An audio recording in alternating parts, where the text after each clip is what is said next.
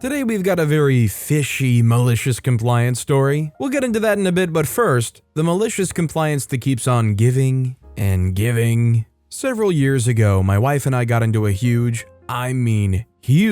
marriage-ending argument over the toilet seat. I'm not a monster and I've mostly always put it down, but sometimes forget, as we do. This one day in particular, in the middle of the day mind you, I forgot and she lost her absolute stuff. I mean, a multi-hour long rant. So much, so I took the kids and I left. When I came back, we talked and she yelled, I yelled, divorce was thrown around. I asked if there was someone else, but it was only me always leaving the toilet seat up. When I asked if it was always, her answer was very assuredly yes, and that this was my last chance. Next time, she was leaving me and taking the kids. So I vowed to do better, and not just put the seat down, but the lid as well. This is where the malicious part comes to play. About a month passes and I hear an earth-shattering, angry as freak scream. Well, she started to sit to go pee and started to go before finishing the sit, and pee starts splashing all over the place, and when her butt makes contact with the lid, it's just splashing and hitting everywhere before she can stop.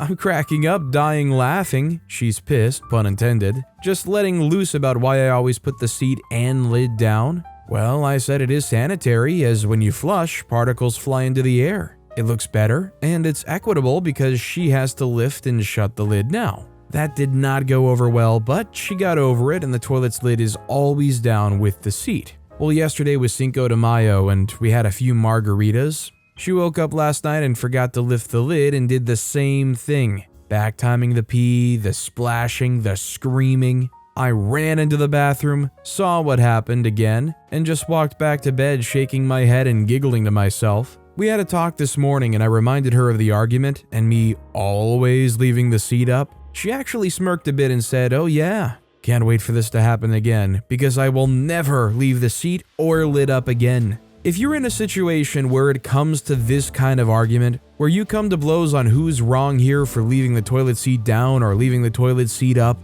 100% the equitable option is to leave both the seat and lid down, both of you. Equal amount of work. If they complain, they're literally asking for special treatment. Also, hi, I'm Steven, and if you enjoy awesome stories of malicious compliance, why not hit those like and subscribe buttons down below? That said, our next story is She Wanted Help, Gets Deez Nuts Instead. This story takes place 8 years ago when I was a sophomore in high school. Some background, I've always been extremely artistic and put in a lot of effort for any school art project. I've won multiple competitions, and whenever the teacher needed to use someone's art project as an example, they would often use mine. I was in no way academically gifted and scraped by most of the time in everything other than art, so I took a lot of pride in being creative. Even if it was just drawing a map in history or cell examples in science. Other teens knew me as the chick who's good at art and usually left me alone, except when someone wanted me to do their work.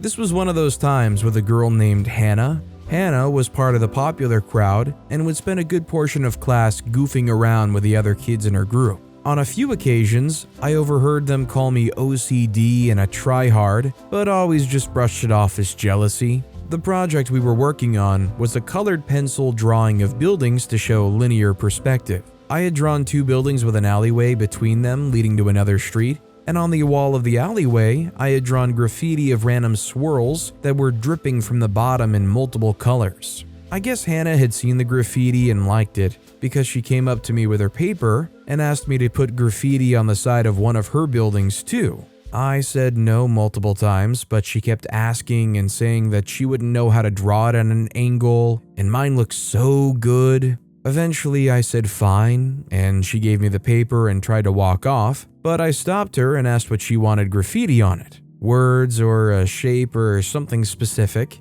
but she said she didn't care and then left. After sitting there for a moment wishing I just hadn't agreed, I looked up online photos of graffiti thinking I would just copy a simple one and be done with it. One of the top images was a brick wall with Deez Nuts spray painted on it, and I, feeling a bit petty, decided to go with it. So on the side of her building in dark blue, I drew Deez Nuts in large graffiti bubble letters, complete with a dripping bottom. Not gonna lie, it looked good, and my friends who were sitting around me thought it was hilarious when I showed them. I went to her seat to give it to her, but she was at another table, hanging out with her friends, so I just left it upside down at her spot and went back to mine. I guess she went back to her seat and saw it because the next thing I knew, our teacher came over to my seat with Hannah in tow. She asked if I'd drawn the graffiti, and when I said I did, she asked why. I explained what happened, that Hannah asked for graffiti, and when I asked what she wants, she said she didn't care.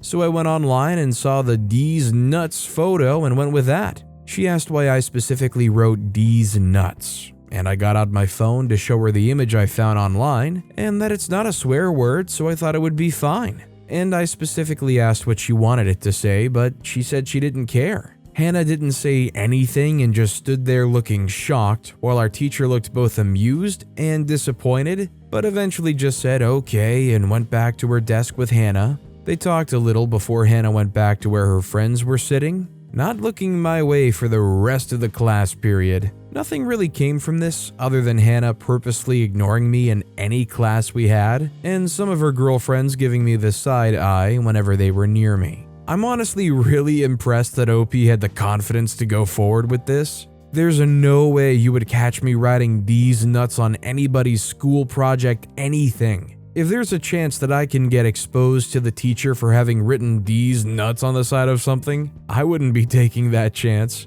Our next story is, sometimes you just do what the customer wants. One of my employees accidentally sent out the wrong item on an internet sale. Person was more than just pissed. We offered a return at our expense and we'll ship the correct item ASAP, and the original shipping would be refunded. But no, that wasn't good enough for this person. Told me I should fire Steve for this. Steve, not his real name, had made a simple mistake, and things happened because we were in the busy time of the year. Now, this was 2 weeks before Christmas, and I finally replied to this angry customer, "Dear customer, thank you. Thank you. I appreciate your insistence that action be taken in this case. I had been building a case to remove Steve from the company for some time, and this helps me seal the deal. You aren't the first person to tell me this. Thanks to your complaint, I have to give to Steve his walking papers." He was very upset. He even cried a little bit and asked after 4 years how I could be so heartless to fire him 2 weeks before Christmas, and that he was the only source of income for his family with 2 kids and disabled wife.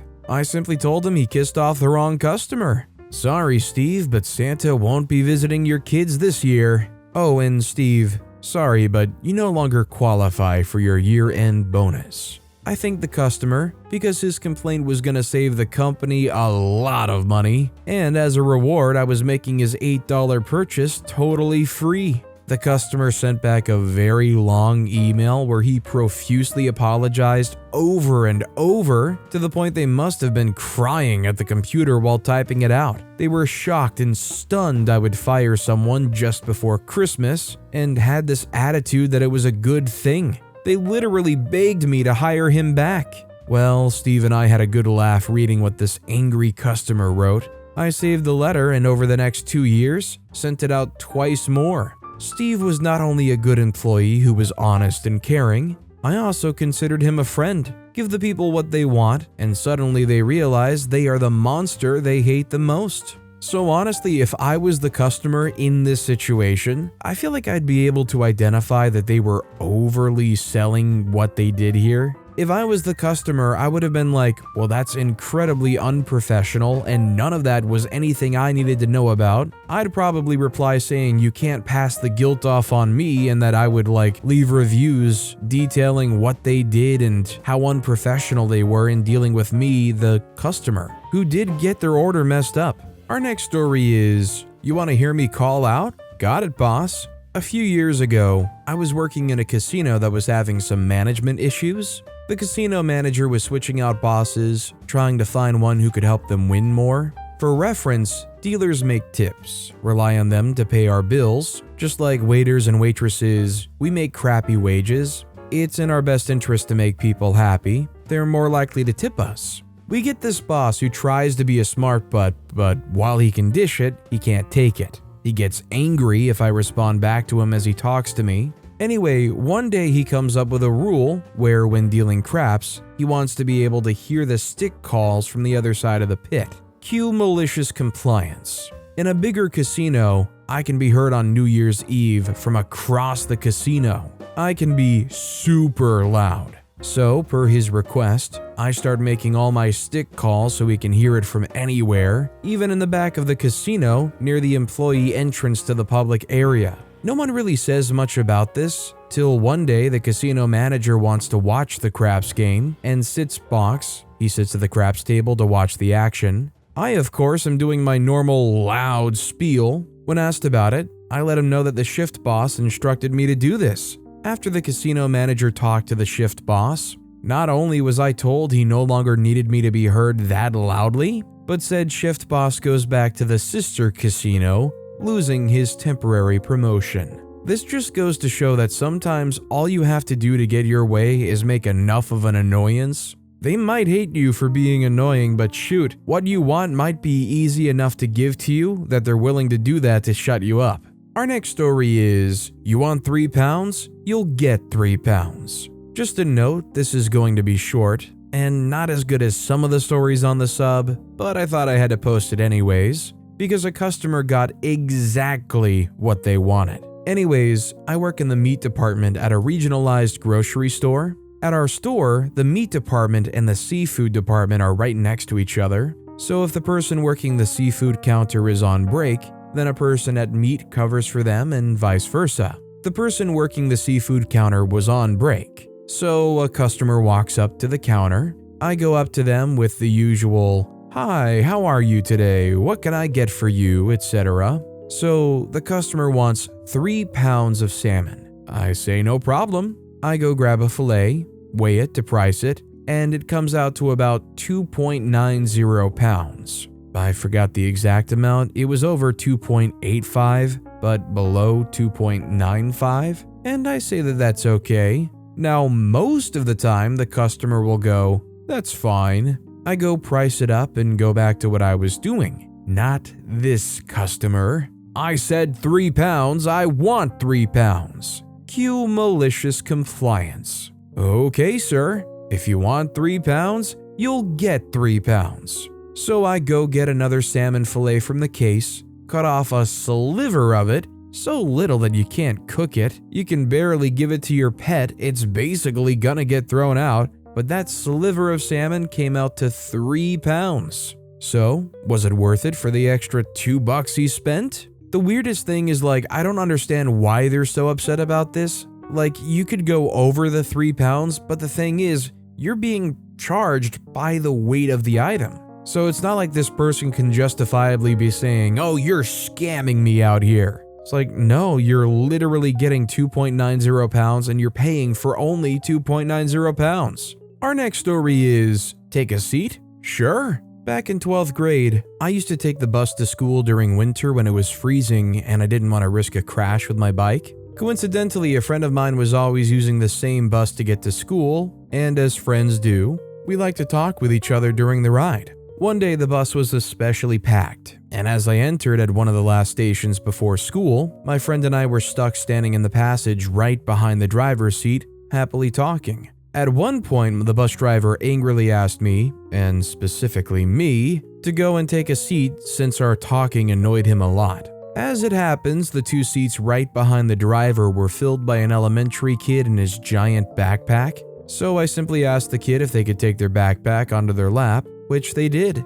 I sat down right behind the driver and continued talking with my friend. After all, I was just asked to take a seat somewhere and only I got asked. In hindsight, it was probably crappy teenage behavior, but in a bus filled to the brink by loudly talking school kids, getting singled out was just ridiculous. There was no fallout though. As I said, I got on at one of the last stops before school, so the driver only had to tolerate my insufferable talking for a total of 10 minutes top. While growing up, I was always a bus rider, and I never understood the behavior of bus drivers to be so strict when kids are talking. I get it if kids are legitimately yelling or whatever, but I never understood the ones that want just a low level of talking or almost near silence. Why? What does it matter? Can you not hear the traffic outside well enough? I mean, I don't know, I guess they got radios. But with that being said, that's all the time we have for today. Now, if you want to hear another awesome malicious compliance story, check out that video on the left.